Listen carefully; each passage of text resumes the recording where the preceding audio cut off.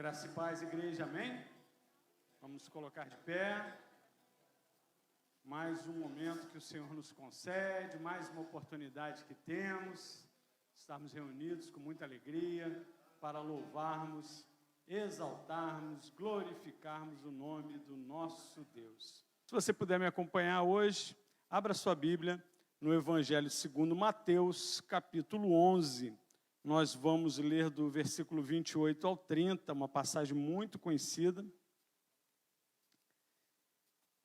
Amém?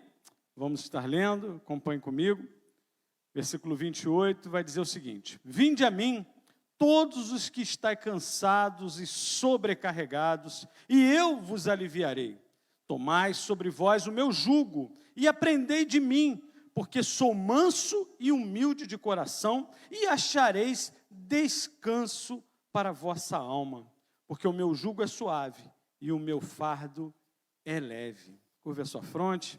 Deus amado, Pai querido, Jesus, eis aqui, Deus, a tua palavra, Senhor. Clamo a ti, Senhor, que o Senhor fale conosco, Deus. Quebranta-nos, Pai, modifica-nos segundo a tua vontade, meu Pai. Que venhamos a cumprir o teu querer, meu Pai, e saímos daqui, Senhor, transformados, meu Pai. Oh, Deus, tudo para a tua honra e para a tua glória é o que eu te peço. E desde já, Senhor, lhe agradeço, no nome santo de Jesus. Amém. E graças a Deus. Estamos aí na nossa campanha, já na 6ª semana, e ela conclui semana que vem, hein? Não perca, semana que vem estaremos juntos aí. Nossa campanha Família Blindada. Você que recebeu o seu mezuzá, você sabe que tem ali, ó, lembrança do Criador, declaração cristã e santificação do lar, que são a base para nós termos uma família blindada, uma família protegida, uma família guardada. E como eu tenho falado aqui em outras ocasiões, não somente na campanha, mas nós não estamos aqui buscando a blindagem só, única e somente, da nossa própria família, mas estamos buscando a blindagem das famílias, projeto e plano de Deus, algo tremendo, algo sobrenatural, que as famílias são organizadas segundo a vontade do Senhor, e nós, enquanto corpo santo e místico do Senhor nessa terra, a igreja de Deus, nós estamos aqui realmente para protegermos a família. A igreja do Senhor foi chamada a continuar, a cumprir a obra do nosso Senhor. E uma das coisas preciosas que Ele deixou para nós, além, lógico, de pregar o Evangelho, é guardar a família. Nessa passagem, nós vemos o Senhor Jesus, né, na passagem que nós lemos aqui em Mateus 11, ele é uma passagem muito conhecida, eu acho interessante, mas ela acaba não sendo percebida, e nós vamos tentar, nessa breve reflexão, hoje nós temos também um momento de oração, então nessa breve reflexão vamos refletir um pouquinho sobre esse momento que o Senhor Jesus nos faz 2 convites. Talvez você tenha achado que era um convite, mas é um convite e ele propõe uma troca. Ele apresenta um convite e ele nos propõe uma troca. No primeiro, o clássico que só com muita autoridade, muito amor, muita competência, como só o nosso Senhor poderia fazer, ele diz: vinde a mim todos, todos. Ele não está falando só vinde a mim a igreja, ele não está falando vinde a mim só você que é meu amigo, vinde a mim só você que me conhece, ele está falando todos. Vinde a mim, você que ouviu falar de mim, vinde a mim, você que vinha passando aqui, nesse momento entrou nesse lugar, vinde a mim, você que está sofrendo, você que está aflito, você que tem um problema, você que tem uma enfermidade, vinde a mim, e eu vos aliviarei. Isso é algo que talvez muitos gostariam de dizer, mas só o Senhor Jesus tinha autoridade e o poder para fazê-lo. Isso é algo que a gente às vezes tem que refletir, entender um pouco também, porque eu lembro, olhando aqui o pastor Sudemar, eu lembro muito que se você tem dúvida de alguma coisa, olhe para o Senhor Jesus, Ele é o nosso referencial. Por que eu estou dizendo isso? Essa mensagem, ela nasceu, na verdade, quando eu lia em Gálatas, no capítulo 6, no versículo 2, que dizia assim: levai as cargas uns dos outros, e assim cumprireis a lei de Cristo. E quando eu lia isso, inevitavelmente na minha mente vinha assim: pois é, ele está propondo que eu e você estejamos ajudando a carregar os fardos de outros, mas ele primeiro disse que ele carregaria o nosso fardo. Ele primeiro agiu dessa forma, e na sequência você vai ter o apóstolo Paulo nos ensinando, assim como tem sido ensinado nessa igreja, a olharmos para o Senhor Jesus. Ele é o nosso referencial, Ele é a nossa bússola, e Ele diz: vinde a mim, vós que estáis cansados e sobrecarregados, e eu vos aliviarei, eu lhes darei alívio. Eu vos darei alívio. E algo interessante nos nossos dias, no nosso tempo, muito presente nessa época, e eu tenho vivido um pouco isso, porque nós temos visto pessoas realmente muito aflitas, angustiadas. Tudo bem que a palavra já dizia, né? Nós teremos aflições nesse mundo, amém. Mas hoje nós estamos vendo a aflição realmente em uma proporção, acho que nunca vista antes, ou não vista há muito tempo. Hoje as pessoas estão como que envoltas por uma neve, estão perdidas realmente, toda aquilo que elas tinham como seguro, toda a proteção, tudo aquilo que elas achavam que era perene, tudo aquilo que realmente, a segurança que elas criam que tinham, caiu por terra. Eu tenho visto pessoas, e o Senhor tem propósito nisso, irmãos, entenda, tudo que está acontecendo não é que seja da vontade do Senhor, mas é permissão do Senhor, e Ele há de transformar maldição em bênção. Então nós temos visto que muitas dessas pessoas que hoje estão aflitas, já aceitam até mesmo uma oração. Pessoas que anteriormente falavam, pelo menos comigo, não sei se isso aconteceu com você, mas que antes elas rejeitavam com grande veemência, né? Lembrando que eu já fui uma pessoa assim, né? Não preciso de oração, não, eu não creio nessas coisas, ou não creio dessa forma. Hoje, mesmo essas pessoas estão não só aceitando uma oração, como estão pedindo uma oração. Não sei se vocês já tiveram uma oportunidade de passar por isso, eu tenho passado por isso no trabalho. Pessoas que até então eram tão duronas, tão fechadas e seguras de si, hoje elas chegam: Ney, ora por mim. Isso aí foi uma coisa que eu aprendi com o pastor Marco Aurélio até. Ele falou: não, agora. Porque o pastor Marco Aurélio que fala que tinha aquela coisa das pessoas, ora por mim e a pessoa ia embora, né? Ora por mim, ela ia embora. Ele falou: não, vem cá, vamos orar. E nós temos feito isso, e graças ao bom Deus, o Senhor, o seu infinito amor e misericórdia, tem trazido alívio sobre muitas pessoas. Nós que já o conhecemos, sabemos desse alívio, mas muitas pessoas que não o conheciam, estão vivendo um sobrenatural, algumas, eu creio, até pela primeira vez, e nem estão entendendo, elas estão um pouco perdidas. Eu conversava muito, estou conversando ainda, tem um rapazinho lá no trabalho, muito inteligente, pessoa realmente com grande potencial na obra do Senhor, eu creio, né? Mas que ele ainda está na fase do teísta, né? Ele acredita em Deus, mas o negócio de Jesus, né? Ele ainda tem uma resistência. Mas à medida que nós oramos, à medida que nós realmente falamos do nome do Senhor, e algo muda, algo acontece, e esse sobrenatural é algo que a igreja tem de estar atenta, especialmente quando estamos falando de família, quando nós devemos nos lembrar do Criador, lembrança do Criador, algo que eu e você temos de entender, que só Ele é Deus. E isso é algo demais, isso é algo tremendo, porque um princípio da física, né, é a lei da conservação da matéria, que diz que nada se cria, tudo se transforma, porque o universo ele foi criado, e uma vez ele criado, toda a matéria que existe, ela permanece. Você pode achar que o homem destrói alguma coisa, você pode achar que o homem cria alguma coisa, o máximo que a gente faz é fazer uma forminha aqui, uma forminha ali, porque o único criador é Deus. Somente Deus criou algo, Ele criou do nada, Ele criou tudo. E nós temos que lembrar que esse Deus Criador, que nos ama, que nos conhece desde quando ainda éramos informes no ventre de nossa mãe, que já tinha um propósito para mim e para você. Se você o aceitou como seu único e suficiente Salvador, se você hoje faz parte da igreja do Deus vivo, se hoje você reconheceu e tem no seu íntimo que você pertence ao Senhor Jesus, hoje você tem um relacionamento, uma proximidade que você deve usar para apresentar esse Deus Criador a outras pessoas.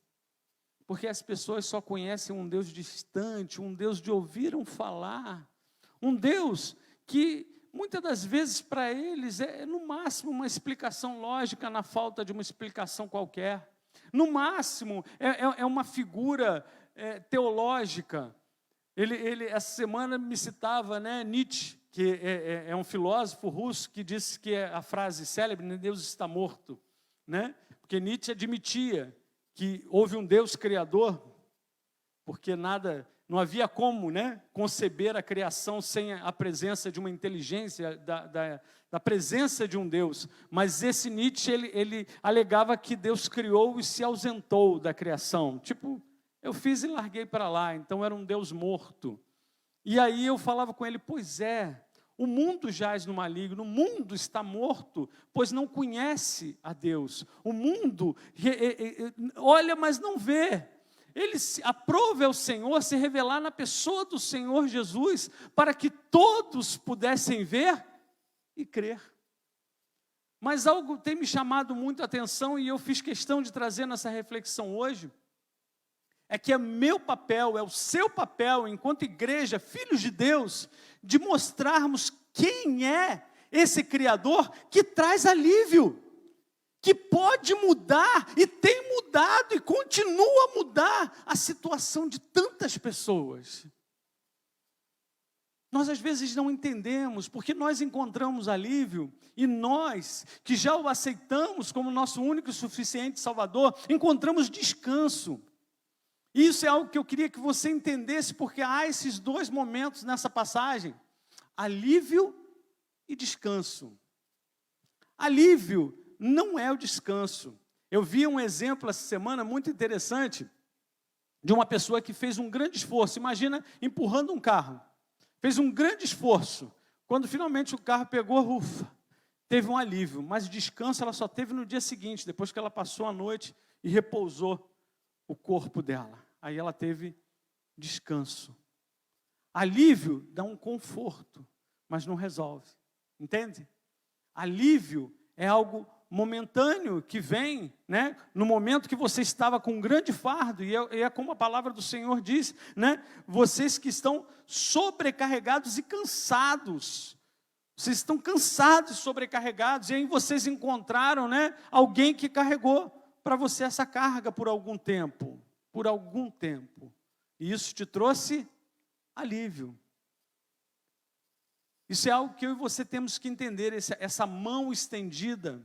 Isso é como nós lemos ali em Gálatas, né, que temos que carregar os fardos uns dos outros, os fardos pesados em algumas traduções, uns dos outros. Nós, enquanto corpo de Cristo na terra, devemos ser realmente dispostos a carregarmos e ajudarmos a carregar os fardos uns dos outros. Mas as pessoas que não conhecem a esse Deus, as pessoas que não conhecem a esse Jesus, nem esse alívio elas conseguem. Elas têm sido atormentadas, e eu creio, por isso muitas estão aí até se suicidando, tirando a sua vida, ou não vendo esperança, não vendo a chamada luz no fim do túnel. Muitas vidas se perdendo, e esse sangue escoa em nossas mãos, da igreja do Senhor.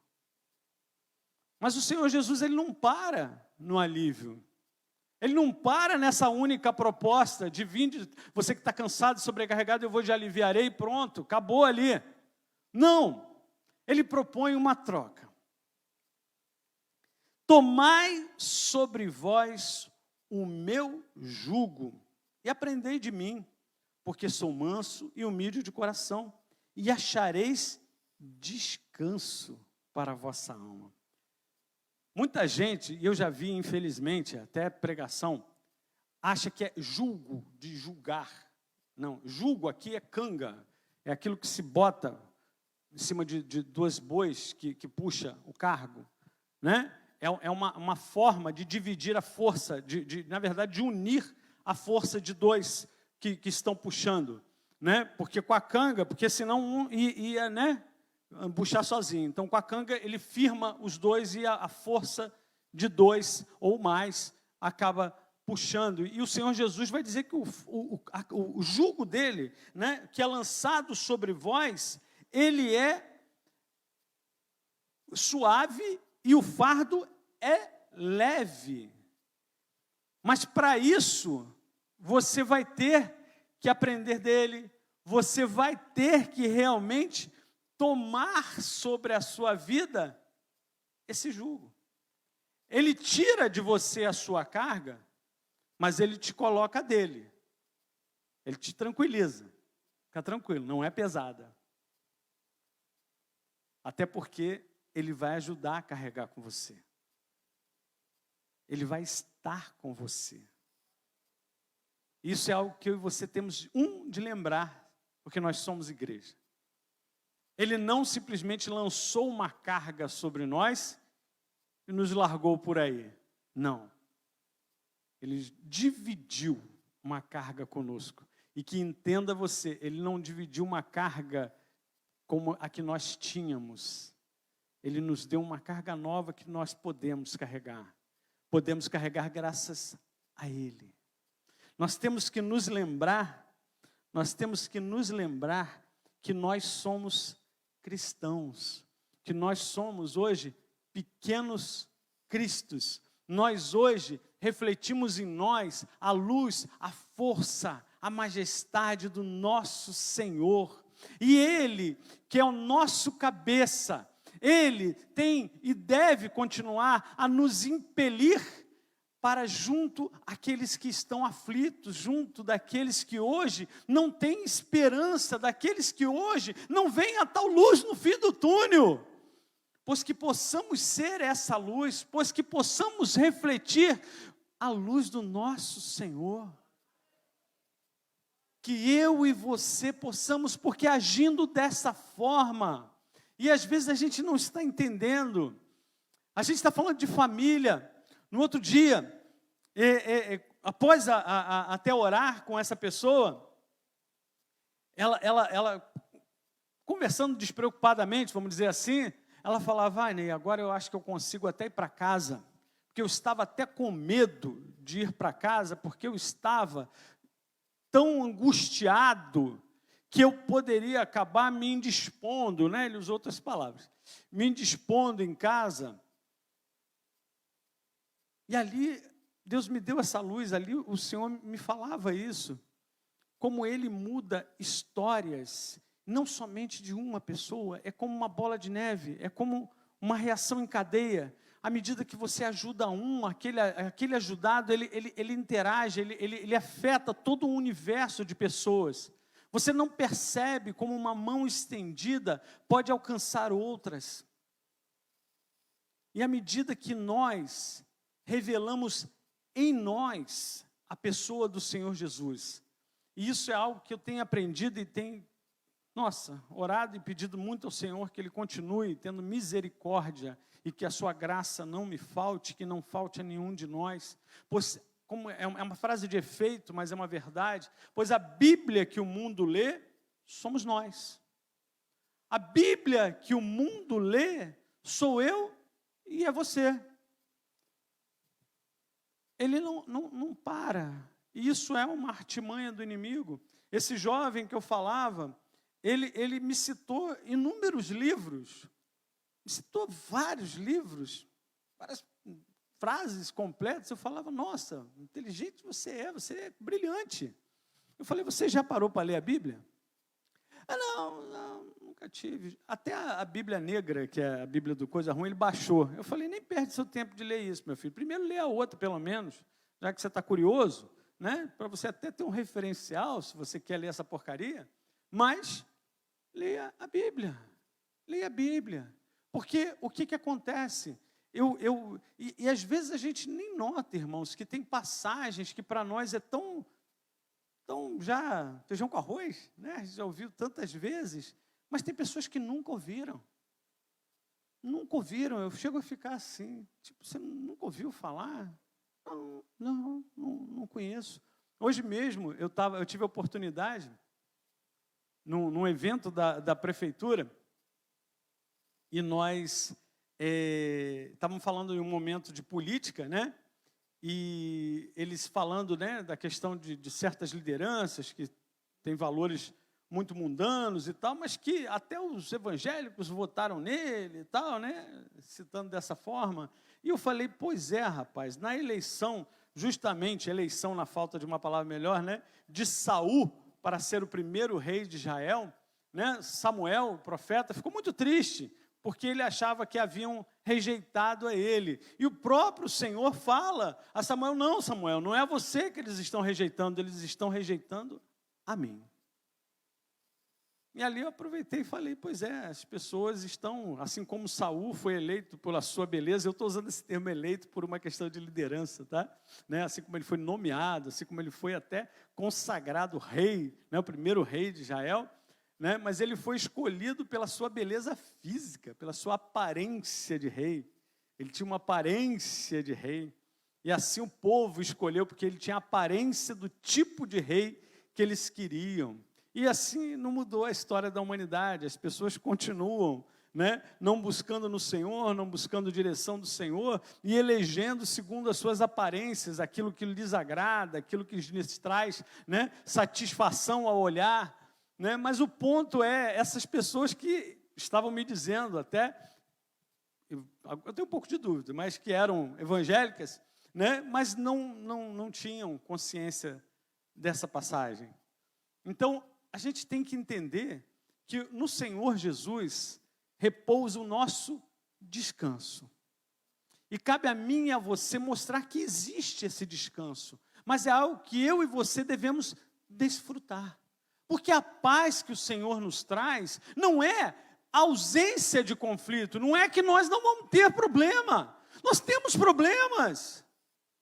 Todos temos problemas, todos estamos, nós não somos desse mundo, mas estamos nesse mundo.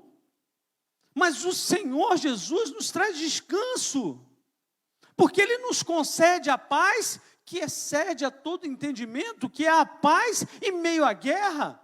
Não é a paz no período de ausência de conflitos ou de dores, mas é a paz que excede todo entendimento, é a paz no meio da luta. Mas é algo que eu e você precisamos viver, sentir, ter. Não é algo que nós podemos só ler. Porque como dizíamos, como você vai dizer para uma pessoa assim, não, o Senhor Jesus me dá paz, se ela olhar para você e falar, paz, você está pior do que eu? Você está mais desesperado? Você está mais angustiado? Você está com mais medo do que eu? De que medo é esse? Você está dizendo que tem um Deus tão bom? Que tanto medo é esse que você tem? Nós temos de parar e entender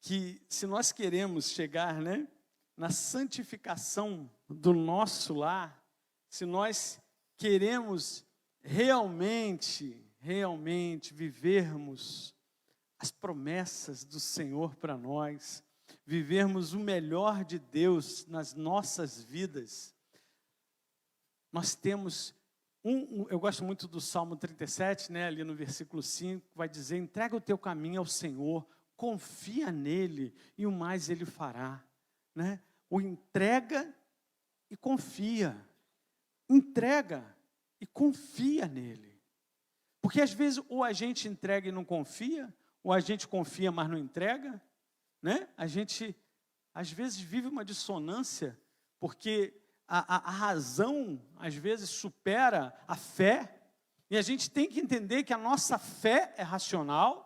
A nossa fé é racional. O Senhor nos ensina que até onde a nossa mão alcança é aonde nós devemos ir, mas Ele está comigo, Ele está com você para os momentos que você não alcança, para os momentos que o seu esforço é insuficiente, Ele está lá contigo. Mas é necessário a fé, pois sem fé é impossível agradar a Deus. E é necessário agradar a Deus, porque a alegria do Senhor é que é a nossa força. Então que nessa noite, nesse momento, nessa situação toda que nós estamos vivendo, nós que somos igreja, nós que já encontramos alívio, nós que encontramos descanso no Senhor, nós devemos estar demonstrando, vivendo o melhor de Deus nessa terra. E o melhor de Deus nessa terra não são posses. Isso tudo é pó, irmão. Isso tudo é pó. O Senhor nos concede muitos mimos, o Senhor nos concede muitas pequenas alegrias, porque Ele é um Pai zeloso e amoroso. Mas o que nós realmente recebemos é a nossa herança, é a certeza de que fomos enxertados na videira verdadeira e que hoje nós temos o poder, como diz a palavra, de sermos chamados de filhos de Deus. É onde eu e você hoje, a nossa vida pode transparecer não mais quem eu sou, mas quem meu Deus é. É onde nós podemos dar testemunho do sobrenatural de Deus, que continua dia após dia a acontecer na minha e na sua vida. Mas já caminhando para o final, eu gosto de deixar um versículo. Aqui no versículo 22 do Salmo 55, para a gente fechar, lembrando que a nossa base de santificação vai passar pela nossa confiança e pela nossa entrega ao Senhor. Salmo 55, no versículo 22, vai dizer o seguinte: confia os teus cuidados ao Senhor, e Ele te susterá, jamais permitirá que o justo seja abalado. Nós somos justificados pelo sangue de Cristo na cruz. Nós que entendemos que o Senhor Jesus pagou o mais alto preço, que o Senhor Jesus é o verdadeiro amigo, aquele que deu a sua vida por nós. Nós que hoje somos justos perante o Senhor, não pela força dos nossos braços, não pelo nosso mérito, mas pelo amor do próprio Deus. Hoje nós devemos confiar e nos santificar, nos separar, nos guardar em Deus, para que Ele tenha liberdade de alcançar a todos, como foi dito ali, para que eles possam encontrar alívio, e em nós, eles vejam o caminho, a verdade, a vida, e todo o poder de transformação que o Senhor Jesus tem para todo aquele que nele crê, para que eles não mais pereçam, para que eles não mais sejam destruídos. Mas cabe a mim e a você, igreja, essa é a reflexão dessa noite, que o Senhor Jesus já tem nos guardado. O Senhor Jesus tem nos aliviado, o Senhor Jesus tem nos dado descanso, e Ele tem guardado aquilo que é meu e aquilo que é seu, à medida que nós entregamos e confiamos nele. Ele não volta atrás na sua palavra, Ele tem promessas na minha e na sua vida, e Ele quer que você, enquanto filho, enquanto menina dos olhos, enquanto bem precioso dele, esteja em suas mãos para ser moldado, usado de forma magnífica, tremenda e poderosa. Amém? Que o Senhor Jesus possa completar essa palavra nos seus corações. Amém? Eu agradeço a oportunidade. Pastor. Aleluia, Deus. Aleluia.